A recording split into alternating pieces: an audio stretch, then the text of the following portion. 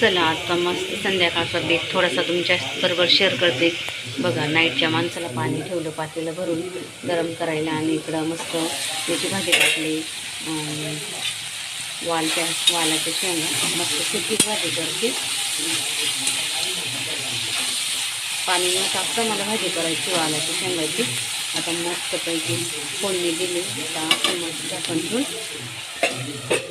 शिजू देते आणि लगेच पोळ्या करायला घेते.